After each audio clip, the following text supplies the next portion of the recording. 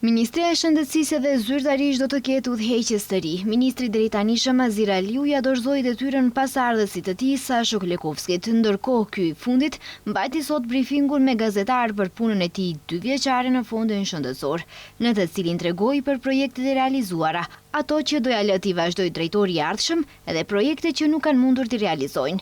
I pyetur nga gazetarët se cilat do të jenë prioritetet e tij si ministër i shëndetësisë dhe a do të mbetet ndërtimi i qendrës klinike prioritet edhe i kësaj udhëheqje të dikasterit të shëndetësisë, Klekovski u përgjigj se funksionin që e barti nuk është personal por publik, kështu që prioritetet e qeverisë bëhen edhe prioritetet e tij. Këto nuk janë funksione personale, janë funksione shtetërore publike.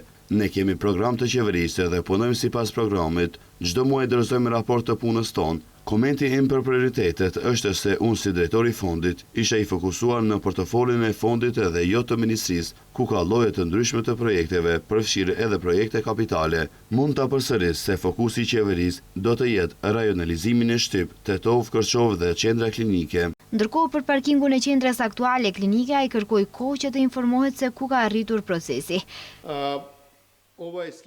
Çështjen e parkingut në qendrën klinike tashme ka marrë qyteti i Shkupit sepse menaxhimi i parkingjeve është i qytetit dhe ekziston marrëveshje mes qytetit të Shkupit dhe ndërmarrjes publike, kështu që pres që ata të veprojnë, por do të më jepni kohë disa ditë që të informohem për përmbajtjen e punës së Ministrisë së Shëndetësisë për këto projekte, që të mos përgjigjem i pa informuar mirë. Pasi Klekovski nga posti drejtorit të fondit shëndetësor kalon në krye të Ministrisë së Shëndetësisë, funksioni i drejtorit të fondit do të plotësohet nga Zlatko Perinski, i cili deri tani ka qenë ministër i veçqeverisjes lokale.